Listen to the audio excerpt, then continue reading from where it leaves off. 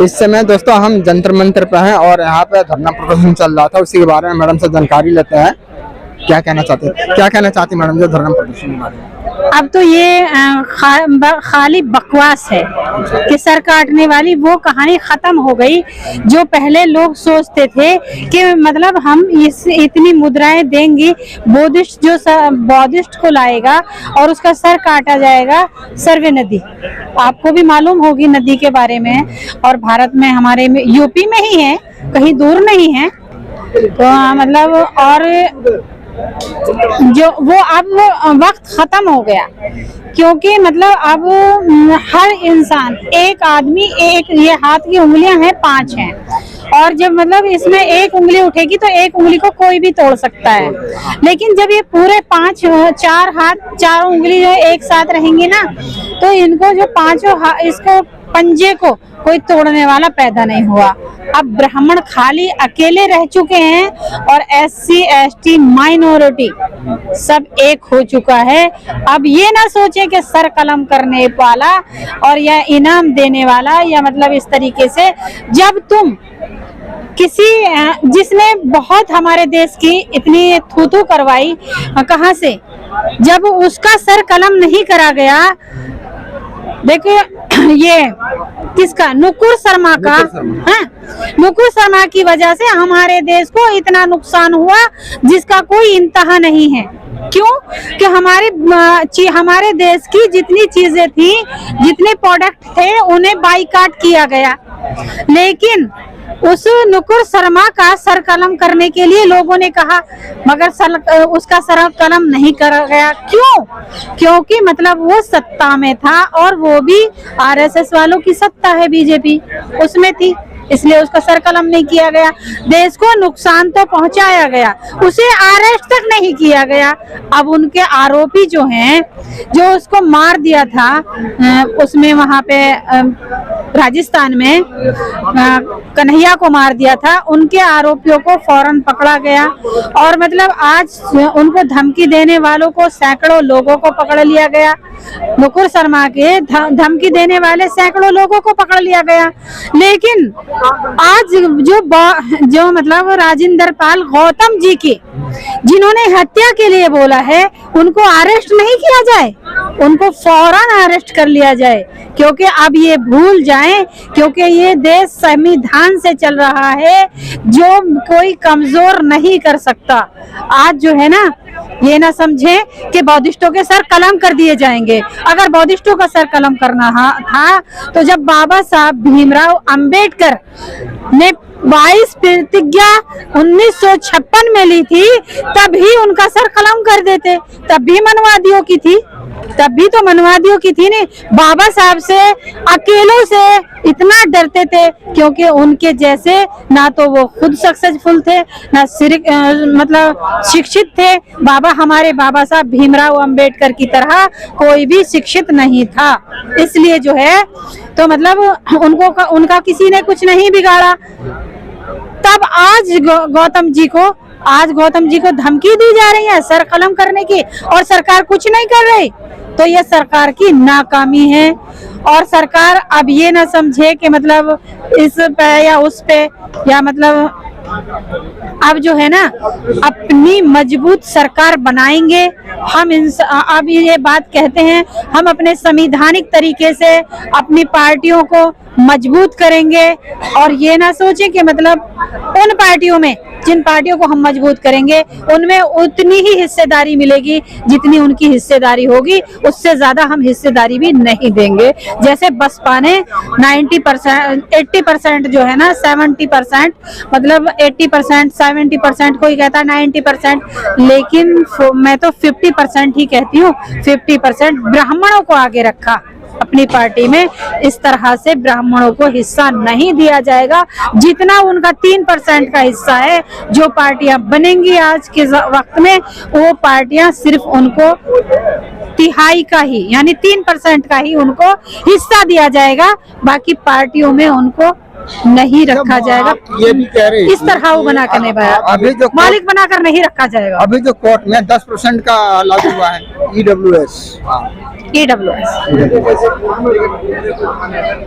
जैसे कि वो कह रहे हैं कि मतलब वो क्या आर्थिक आधार पर, ठीक है, जिनकी आर्थिक व्यवस्था है, मैं ये नहीं कहती कि उनको आरक्षण मिलना चाहिए, नहीं मिलना चाहिए, लेकिन जिनकी आर्थिक व्यवस्था बहुत कमजोर है उनको तो उसकी मतलब आरक्षण की जरूरत है, तो उनको तो जरूर मिलना चाहिए।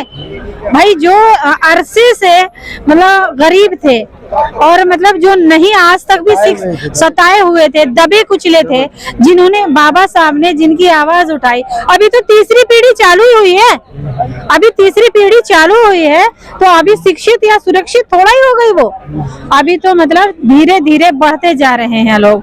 बशर्ते ये बात है कि मतलब उनको किसी भी तरीके से आरक्षण का विरोध करना है और मतलब संवैधानिक विरोध करना है, संवैधानिक चीजों की विरोध करने हैं। अब बस उन्हें एक ही बात है कि किसी भी हालत में हमारी ये जो है मतलब मानसिकता जो हमने लोगों के अंदर घुसेड़ दी है ना, वो मतलब नहीं रहनी चाहिए। मकसद यही है और कुछ नहीं। तो ये जैसे मनोवादी संविधान में लाना चाहते हैं क्या, ये संविधान बदल के? हाँ, अगर मनवादी संविधान बदल रहे हैं, मनवादी अगर संविधान बदल रहे हैं, तो संविधान इतनी छोटी सी चीज तो है नहीं कि वो संविधान बदल सकते हैं। बदलने का किसी में ताकत नहीं है, बल्कि और संविधान को वो जितना छेड़ेंगे उतना ही संविधान मजबूत होता चला जाएगा। इसमें चेंज करते जा रहा है, कुछ ना कुछ तो चेंज करने से, उनके चेंज करने से हम थोड़ा ही मान लेंगे, हम उस संविधान को थोड़ा ही मान लेंगे। अगर वो संविधान मतलब लागू भी कर रहे हैं, अपना चालू भी कर रहे हैं, उसमें बदली भी कर रहे हैं, तो हम उन चीजों को नहीं मानेंगे किसी भी हालत में। ये जो 85% लोग हैं ना, या मतलब मूल निवासी लोग हैं, ये कोई नहीं मानेगा इसको, चाहे वो मनुस्मृति कितनी लगा लें। वो मनुस्मृति वाला संविधान हमारे भारत में ना था, ना है और ना ही रहेगा, और ना चला था, ना चलने देंगे। जब चला अब नहीं चलने देंगे। अब चलेगा तो सिर्फ और सिर्फ हमारा ही संविधान चलेगा, जो संविधान एक्ट है वही चलेंगे, और दूसरा संविधान भारत में लागू नहीं होगा। और अगर लागू करेंगे भी तो फिर मतलब ये है कि मतलब लागू हम होने नहीं देंगे। जैसे कि इस पे और भी है, जैसे चुनाव आता है तो ये 80-20 के नारे लगाते हैं। हाँ, आपने देखा होगा जब बिल्कुल लगाते हैं, चुनाव हुआ था, बिल्कुल तो उसमें 80-20 का मुद्दा आया था, उठा था। 80-20 का मुद्दा आया था, लेकिन 80-20 करके तो दिखाओ। मैं तो कह रही हूँ 80-20 करके तो दिखाओ, लेकिन 80-20 करने वाले नहीं है वो, बस सिर्फ नाम के 80-20 हैं, हकीकत के 80-20 नहीं। आज जो है अगर 80-20 का वो होता, सच्चाई होती, तो गौतम जी को मतलब 22 प्रतिज्ञा लेने पर, उन्हें इस्तीफा देने पर वो लोग मजबूर नहीं करते। 80-20 का अगर हकीकत होता, ये हकीकत नहीं है, केवल दिखावा है और कुछ भी नहीं है, क्योंकि धर्म के ऊपर राजनीति करना इनका वो बन गया है। हमारे जो प्रधानमंत्री है ना, ये तो मतलब दिखाते थे ना कि हम बौद्धिस्ट हैं। अब सबको मालूम पड़ गया ना ये मुस्लिम है ना बौद्धिस्ट हैं, और भारत के मंत्री बनने के तो काबिल ही नहीं थे, लेकिन बना दिया। ये इनकी किस्मत है, वो तो भारत की किस्मत है, बदकिस्मती। वो तो सबको लेके चलने का विकास कहते हैं, जैसा सबका साथ सबका विकास। ऐसे कहने से क्या होता, विनाश हो गया, पूरे भारत का विनाश हो गया। अच्छा। मोदी जी के आने से पूरे भारत का विनाश हो गया। किसको साथ लेके चले, किसका विकास किया है बताइए? पूंजीपतियों का विकास हुआ, वो हमारे देश में पूंजीपतियों का विकास हुआ है। बाकी मैं नाम नहीं लेती किसी का भी, मेरा मकसद है कि हमारे देश के पूंजीपतियों का ही फायदा हुआ है। देश के जितने गरीब हैं, दलित हैं, मुस्लिम हैं, बाकी सब जितने गरीब थे और गरीब हो गए, जितने मतलब बहुत ही मतलब जितने, और आज जो राशन जो वो चाहते हैं ना कि मजदूर रहने चाहिए, कमजोर रहने चाहिए, गरीब रहने चाहिए, तो वो पूरा कर रहे हैं। वो राशन देकर मतलब बता रहे हैं कि तुम गरीब हो और गरीब ही रहो, इससे आगे बढ़ने की कोशिश मत करो। 5 किलो राशन देते हैं। 5 किलो राशन देके 5 किलो राशन, मोदी जी तो इतनी बड़ी बड़ी उसमें जाके, मोदी जी के 5 किलो राशन मैं तुम्हें 10 किलो राशन देती हूँ, तुम अपने 5 लोगों की फैमिली का 1 महीने का उसमें जो है ना 1 महीना चला कर दिखा दो। मैं मोदी जी को 10 किलो देती हूँ और वो अपने 5 आदमियों का पालन करके दिखा दे, 3 उनके बच्चे। ये मतलब संविधान, वो जो कहते हैं ना उनके भी खिलाफ नहीं कह रही हूँ मैं, कि मतलब वो कहते हैं 2 से 3 बच्चे होने चाहिए, बस वो 3 मतलब इतने ही लोगों का पालन करके दिखा दें 1 महीने का 5 किलो राशन में। जैसे नोटबंदी में उनकी माताजी भी लाइन में लगी थी। माताजी लाइन में लगी थी, माताजी लाइन में लगी थी। मैं एक बात कहना चाहती हूँ कि अगर दिखाना है ना माताजी लाइन में, वो तो अपनी माताजी को भी मतलब उस पे दिखाते हैं, टीवी पे, अखबार पे, इस पे उस पे। क्या कोई बेटा अपनी माँ को मतलब उसमें लेके आएंगे? 100 साल की बूढ़ी माँ को मतलब लाइन में लगाएगा? कैसा बेटा है वो? वो तो अच्छे बेटे भी नहीं है। 100 साल की माँ को तो कंधे पे लेके खुद खड़ा होना था। अगर लगना था लाइन में तो मोदी जी 100 साल की माँ को कंधे पे खड़े करके लगा बिठा के और तब खड़े होते, तब उनकी नाम मरी थी। ऐसे कहने से क्या कि मतलब खड़े हो गए, उन्होंने अपनी माँ को खड़ा कर दिया, मोदी जी ने अपनी माँ को खड़ा कर दिया। क्यों खड़ा कर दिया? अरे 100 साल की बूढ़ी थी वो, 100 साल की लेडीज को उन्होंने मतलब लाइन में लगा दिया। अरे खुद अपने कांधे पे बिठाते तब संस्कारी बेटा नजर आता। ये संस्कारी बेटा नहीं हुआ जो सारी माओ के पैसे निकलवा भी लिए और अपनी माँ को लाइन में लगा भी दिया, सारी बहन बेटियों के लगा दिए, पैसे को बर्बाद कर दिया और मतलब अपनी माँ को लाइन में लगा दिया। वो संस्कारी बेटा नहीं कहते ना, वो संस्कारी बेटे हैं। मोदी जी ना संस्कारी बेटे हैं, ना संस्कारी पति हैं, ना अच्छे प्रधानमंत्री हैं, और उनको और क्या कहूँ, ना अच्छे देशवासी हैं। प्रधानमंत्री देश के अच्छे हो क्या? नंबर 1 प्रधानमंत्री किस चीज के? विदेशों में तारीफ हो। अरे विदेशों में तो तारीफ हो रही थी कि वो बौद्धिस्ट हैं। विदेशों में तो तारीफ हो रही थी कि भारत के प्रधानमंत्री बौद्धिस्ट हैं। आज बौद्धिस्टों का क्या हाल कर रहे हैं? उनके सर कलम करवाने वालों को, वो सर कलम करवाने वालों को जेल तक नहीं भेज रहे। मनुस्मृति वाले थे, पूजा पाठ वाले थे, या मतलब भगवाधारी थे, या मतलब रामवादी थे, लेकिन भाई रामवादी थे मतलब कुछ भी थे आप, जो भी वो तुम्हारा धर्म है। मंत्री जी के लेकिन तो कुछ नहीं बोल रहे इस बात पर। क्या मंत्री जी के मुख्यमंत्री को कुछ नहीं बोल रहे? मंत्री जी के मुख्यमंत्री क्या बोलेंगे? वो मैंने पिछले बार भी सब काफी पत्रकारों के सामने बोला है। भाई वो आरएसएस की टीम थी, आरएसएस की भी टीम है, आम आदमी पार्टी आरएसएस की थी, आरएसएस की है, आरएसएस की रहेगी। मंत्री तो आम आदमी पार्टी के ही है, तारीफ भी करते हैं। मंत्री पद से तो इस्तीफा दे चुके ना, तो विधायक तो जनता ने बनाए हैं ना, पार्टी ने थोड़ा ही बनाए विधायक। भाई वो तो रहेंगे, विधायक तो रहेंगे, संवैधानिक पद पर हैं, तो संवैधानिक पद से थोड़ा इस्तीफा दे देंगे। अरे वो उसके पार्टी में थे, उन्होंने जोर दिया, दबाव दिया, जोर दिया, दबाव दिया, तो इसलिए उन्होंने इस्तीफा दे दिया। मंत्री पद संवैधानिक पद नहीं था। मंत्री पद संवैधानिक पद था, लेकिन उसको सरकार द्वारा संवैधानिक नहीं था, क्योंकि मनवादियों की सरकार है। तो बौद्धिस्ट बनने पर मतलब उन्होंने आरोप लगा दिया, क्योंकि मैं नमाज पढ़ूंगी। मेरी बात सुनो, अगर मैं मुसलमान हूँ और मेरी पार्टी है तो सारे लोग नमाज पढ़ेंगे? क्या ये सही है? गलत है, बिल्कुल गलत है, क्योंकि नमाज मैं पढ़ती हूँ, बाकी सारे लोग नहीं। जिसका जो धर्म है वो अपना धर्म अपने तरीके से करेगा, अपने तरीके से रहेगा। वो ये नहीं कि मैं मुसलमान हूँ तो सारे मंत्री नमाज पढ़ेंगे। क्यों पढ़ेंगे? आजाद देश है, अरे संविधान से चलता है, अपनी आजादी है, अपनी मर्जी से काम करेंगे। क्यों नमाज पढ़ेंगे? क्यों नमाज पढ़ेंगे बताइए?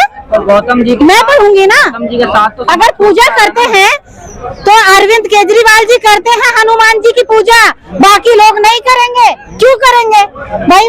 गौतम जी तो बाबा साहब भीमराव अंबेडकर को मानते हैं या फिर मतलब बौद्ध को मानते हैं।